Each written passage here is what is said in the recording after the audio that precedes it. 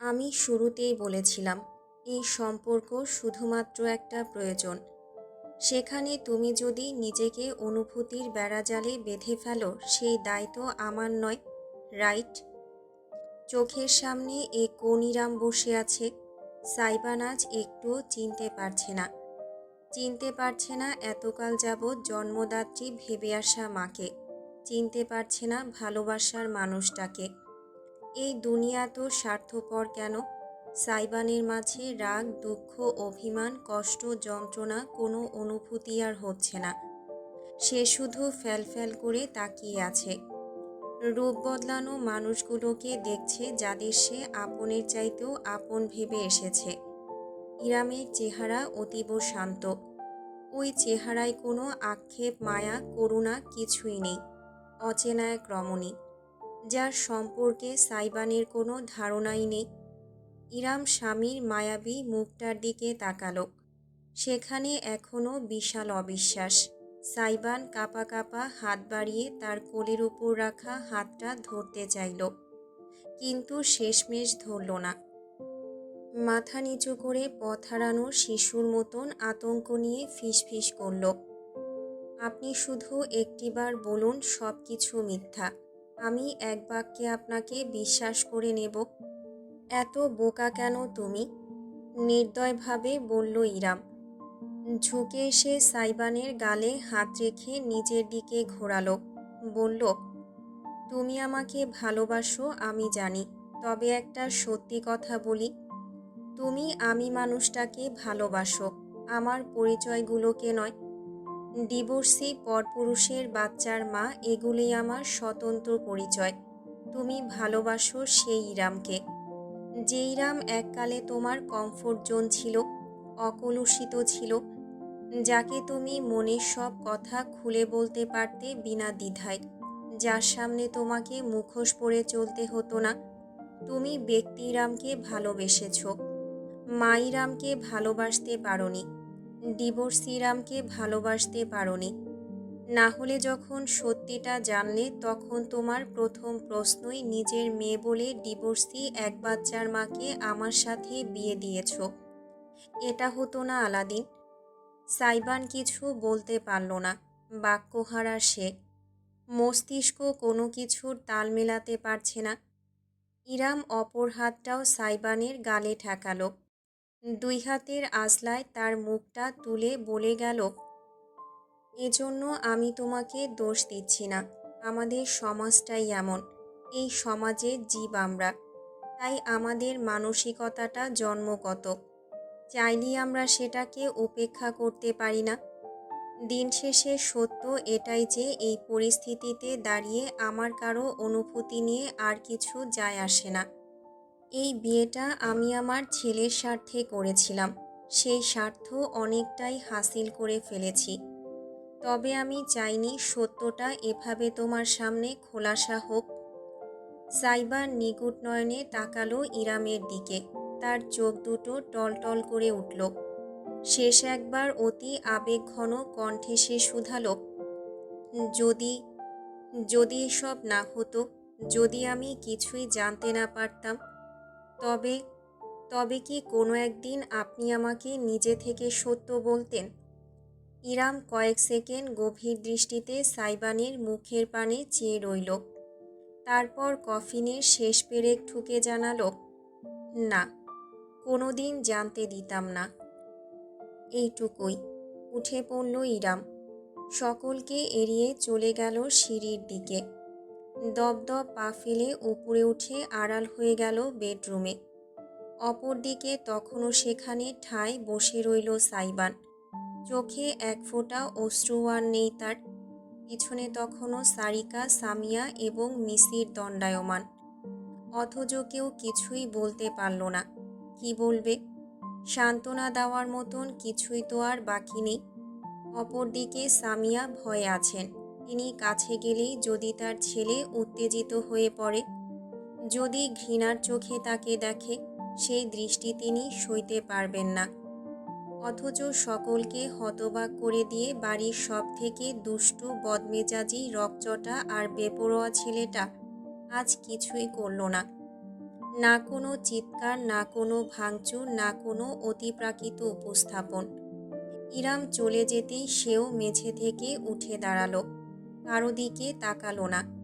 একদম স্বাভাবিক ভঙ্গিতে হেঁটে বাড়ির বাইরে বেরিয়ে গেল। আজ কেউ তাকে আটকালো না, পিছু ডাকলো না। যেন এই বাড়ির মায়ার সম্পর্কটা তার জন্য ছিন্ন হয়ে গিয়েছে। বিশাল বিছানায় শরীর এলিয়ে বেশ শান্তি অনুভূত হলো অরণ্যর। বুকটা একটু হালকা লাগছে তার। আজ রাতে ভালো ঘুম হবে। মনে মনে ভাবলেও হৃদয়ের এক কোণে জমা হওয়া একটা খচখচে অনুভূতিকে সে কিছুতেই দূর করতে পারছে না। বারবার ক্যাসেটের মতন চোখে ভাসছে আদালতের সেই দৃশ্যটা। সাইবান আর তার বুকে ইজান। অরণ্য এবার বেশ রাগ হলো। বিছানায় লাফিয়ে উঠে বসল সে। এক হাতে চুল খামচে ধরল সে। যা শালা। দীর্ঘ প্রশ্বাস টেনে ইয়োগার আসনে বসে নিজেকে শান্ত করতে চাইল অরণ্য। অনেকটা সফলও হলো, তবে তার ধ্যান ভাঙল ফোনের ভাইব্রেশনের শব্দে। হাত বাড়িয়ে নাইট স্ট্যান্ড থেকে সেটা নিয়ে অচেনা নাম্বার দেখে মেজাজ আরও বিগড়ে গেল অরণ্যর। ইচ্ছে হলো ফোনটা ছুঁড়ে ফেলে, কিন্তু শেষমেশ কি মনে করে যেন রিসিভ করল। হ্যালো, পার্টি করছেন? ওপাশের কণ্ঠটা শুনে জমে গেল অরণ্য। কয়েক সেকেন্ডের জন্য প্রত্যুত্তর করতে পারল না। বিশ্বাসই হতে চাইল না তার। বারবার ফোনের স্ক্রিন দেখল অবিশ্বাস নিয়ে। যখন বুঝল না, স্বপ্ন নয়, তখন তার চেহারায় বিরাট হাসি ফুটল। বিছানায় চিত হয়ে শুয়ে পড়ল। ফোন কানে চেপে নতুন প্রেমে পড়া প্রেমিকের মতন ঢং করে বলল, অবশ্যই মিসেস মির্জা সওদাগর, ওয়ানা জয়েন। ওপাশ থেকে ইরামের ছোট্ট একটা নিঃশ্বাস ফেলার শব্দ ভেসে এলো। এক সেকেন্ডের জন্য অরণ্যর মনে হলো মেয়েটা বুঝি কাঁদছে, অথচ পরক্ষণেই তাকে অবাক করে দিয়ে ইরামের দীপ্ত কণ্ঠ ধ্বনিত হলো, জি, পার্টি তো এবার আমি করব আপনার সঙ্গে। গাড়ি পাঠাবো? না না, আমি নিজেই আসছি। কোন ক্লাবে যাবে বলো? কবরস্থান। অরণ্য হতচকিত হলো। পরক্ষণেই রুম কাঁপিয়ে অট্টহাসি হাসতে লাগল। শুষ্ক ঠোঁটে জিভ বুলিয়ে বলল, ও মাই ফেস্টি কিটেন, তোমার সাথে শুধু কবরস্থান কেন, কবরে যেতেও রাজি আছি। ঘুরতে বলবো একটা, একসাথে ঘর বাঁধবো দুজন। কয়েক মুহূর্ত ইরাম কোনো কথা বলল না। অরণ্য ভাবল ফোন কেটে দিয়েছে বুঝি, তাই সে ডেকে উঠল, হ্যালো। বলতে বলতে স্বপ্ন দেখাও শুরু করে দিয়েছ নাকি? আপনি আজ অনেক খুশি, তাই না অরণ্য? কারণ আপনার খুশি আমার কষ্টের ব্যস্তানুপাতিক। অরণ্য এক সেকেন্ডের জন্য থমকালো। ইরামের কণ্ঠটা অন্যরকম শোনাচ্ছে, ঠিক রাগী নয়, আবার দুঃখীও নয়, কেমন যেন ঘোলাটে ভরাট অদ্ভুতুরে। ইরামকে এভাবে কথা বলতে সে আগে শোনেনি। সে চুপ করে গেলেও ইরাম থেমেনি। আমি কি ভেবেছিলাম জানেন? ভেবেছিলাম আপনাকে এড়িয়ে যাওয়াটাই আসল আত্মরক্ষা। ভেবেছিলাম যদি আমি দূরে সরে যাই, চুপ থাকি, ভালো থাকি, নিজের মতন থাকি, তাহলে আপনি আমার জীবনে দখলদারিত্ব করতে আসবেন না। সেটা আমার প্রথম ভুল ছিল। আর আমার দ্বিতীয় ভুল হলো আপনার বিরুদ্ধে অন্য কাউকে অস্ত্র হিসেবে ব্যবহার করা। আমি ঝামেলা থেকে দূরে থাকতে চেয়েছিলাম। আমার ছেলেটাকে সকল কলুষতা থেকে বাঁচিয়ে রাখতে চেয়েছিলাম। অন্যকে ঢাল বানিয়ে নিজের হাত সাফ রাখতে চেয়েছিলাম। বুঝতে পারিনি ছুরি দিয়ে ডাব কাটা যায় না, তার জন্য দাকেই মাঠে নামতে হয়। এবার সত্যি কেমন যেন লাগলো অরণ্যর। চেহারাটা কঠিন হয়ে উঠল তার। এই মেয়ে কি কোনোভাবে তাকে হুমকি দিচ্ছে? সেই সাহস তো তার ভালোবাসার ইরামের কাশ্মীরকালেও ছিল না। অরণ্য গলা খাকারি দিয়ে বলল, আমাকে ছাড়া থাকতে থাকতে তুমি দিশেহারা হয়ে পড়েছ। তোমাকে তো বলেছিলামই কবিতা, আমার দুয়ারে তোমাকে ফিরতেই হবে। এই যে দুয়ার খোলাই আছে, পায়ে পায়ে চুপটি করে চলে এসো। আমি তোমাকে এমন সুখ দেব যা তোমাকে অতীতের অরণ্য মির্জা সদাগরও দিতে পারিনি। সুখ তো আমি আপনাকে দেব, মরণের সুখ। অরণ্যর ভ্রু কুঞ্চিত হলো, কিন্তু সে পাল্টা কিছু বলার আগেই ইরাম পুনরায় বলল, আপনি এবার খুব ভয়ানক জায়গায় হাত দিয়ে ফেলেছেন। আপনি হাত দেওয়ার আগে বুঝতে পারিনি জায়গাটা আসলেই কতটা ভয়ানক হয়ে উঠেছে আমার জন্য। ইজানের গায়ে এক লোক এসিড মারতে চেয়েছিল, সোজা দা ঢুকিয়ে দিয়েছি তার পিঠে। তাহলে আমি আপনার সঙ্গে কি করব মিস্টার মির্জা? ভাবতে থাকুন আর প্রস্তুত থাকুন। কারণ ইরাম কিবরিয়া অসহায় ভীতু হলেও ইজানের মা ভয়ঙ্কর দুঃসাহসী, স্বার্থপরা, নিষ্ঠুর। ফোনটা কেটে গেল। অরণ্য বাকরুদ্ধ বসে ফ্যালফ্যাল করে চেয়ে রইল ফোনের স্ক্রিনের দিকে। অনুরাগের বাবা মা আজ বাড়িতে নেই, গিয়েছেন এক আত্মীয়ের বাড়িতে বিয়ের নিমন্ত্রণ রক্ষা করতে। দুদিন সেখানেই থাকবেন, তাই বাড়িটা পুরোপুরি ফাঁকা। সেই ফাঁকা বাড়ির ভেতরে বসেছে বন্ধুদের আসর। তবে আজকের আসরে কোনো আনন্দ নেই, হাসি ঠাট্টা নেই, একে অপরের সঙ্গে মজা করার বালাই নেই। শুধু খা খা শূন্যতা। বাতাসটা কেমন যেন ভারী। টেবিলের উপর বরফের বাকেটে দুটো বোতল, চারপাশে গ্লাস। আফনানা নীরব হালকা পাতলা চুমুক দিল, অনুরাগ এক ফোঁটাও ঠোঁটে ছোঁয়ায়নি। বসে আছে সে বন্ধুর পাশে। সাইবান টেবিলের উপর মাথা রেখে চুপটি করে চোখ বুজে আছে। তার মাথার কাছে গড়াগড়ি খাচ্ছে দুটো ক্যান, কয়েকটা ফাঁকা গ্লাস। একটা গ্লাসের নিচে এখনো খানিকটা স্বর্ণালী তরল ভাসছে। সাইবানের অন্য হাতে জ্বলছে সিগারেট। একসঙ্গে দুটো ধরিয়েছে সে, ক্ষণে ক্ষণে অলসভাবে ঠোঁটে দিচ্ছে। বন্ধুদের এমন আড্ডা আগে প্রচুর হলেও সাইবানের বিয়ের পর থেকে একদম বন্ধ হয়ে গিয়েছিল। সিগারেট ড্রিঙ্কিং ছাঁটাই করে ফেলেছিল ছেলেটা পুরোপুরি। ড্রিঙ্কসের প্রতি আগেও খুব একটা নেশা ছিল না, সিগারেটই যা আসক্তি ছিল। ইরাম আর ইজান জীবনে আসায় সেই আসক্তি ত্যাগ করেছিল সে, অথচ আজ বোধ হয়েছে আবারও। অনুরাগের বিষয়টা পছন্দ হচ্ছে না। উপরন্তু আফনানার নীরবের ভূমিকাও ভালো লাগছে না। বন্ধুদের ইশারা করল সে সাইবানকে বোঝাতে, তবে কেউই বিশেষ আগ্রহ দেখাচ্ছে না। তারাও রেগে আছে। তাদের বন্ধুর সাথে এমনটা কেন হবে? কিছুক্ষণ পর সাইবান নড়ে চড়ে উঠল। ঘুম থেকে জেগেছে যেন। হাতের সিগারেট দুটো ফেলে দিয়ে বাকেটের নতুন আরেকটা বোতলের দিকে হাত বাড়ালো। সমস্ত মুখ তার লালচে হয়ে গিয়েছে। নেশার ঘোরে একটু টলছেও, নাক টানছে। চোখ দুটোতে যেন হাজার রাত্রি জমানো ঘুম বাসা বেঁধেছে। বোতলটা সাইবান ধরতে পারল না।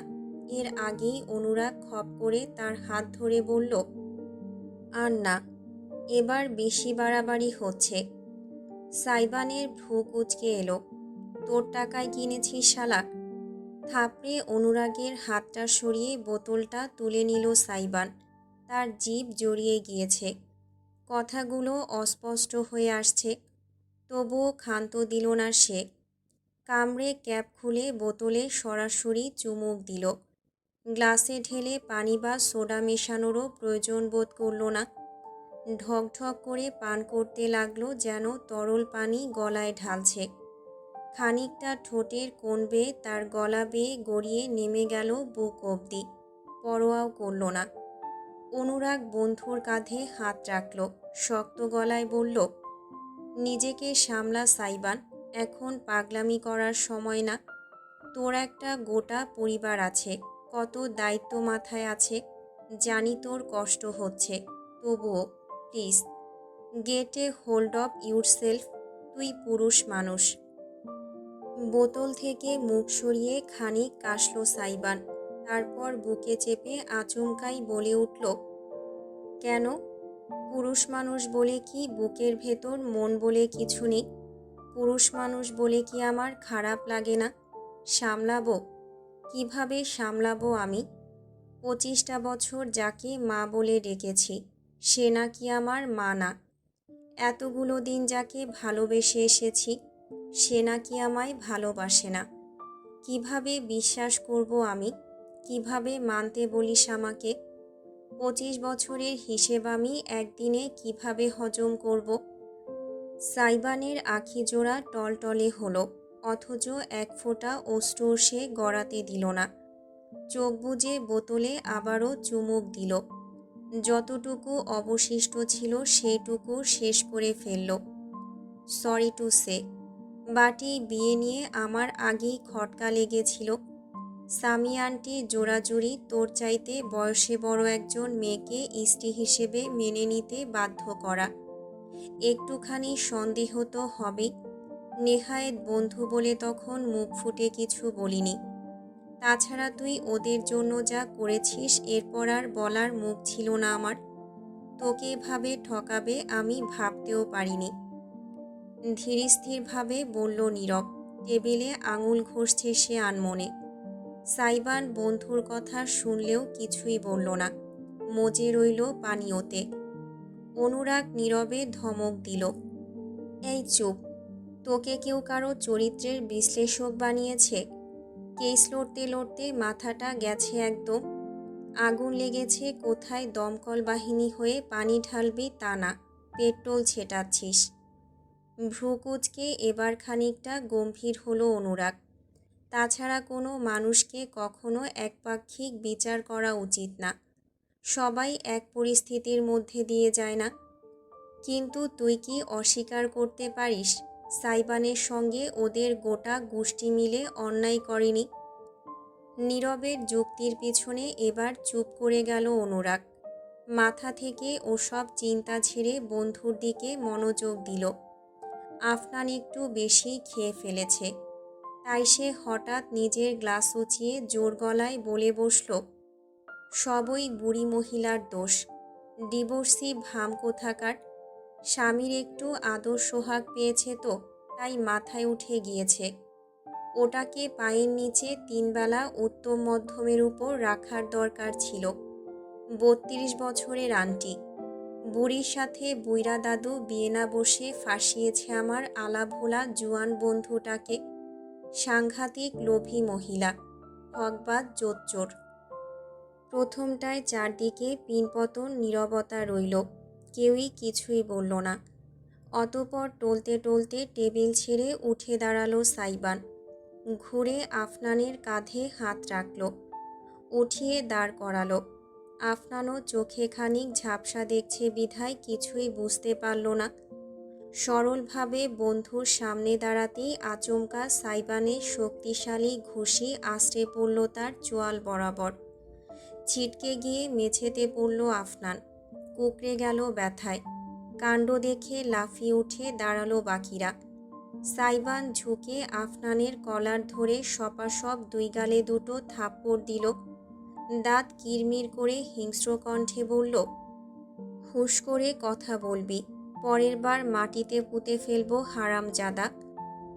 অনুরাগ আর নীরব দৌড়ে এসে ছাড়ালো তাদের। আফনান বেকায়দায় পড়ে গিয়েছে। বন্ধুর কাছে এমন আগ্রাসী আচরণ আশা করেনি। নীরব তাকে সোফায় বসিয়ে পানি দিল।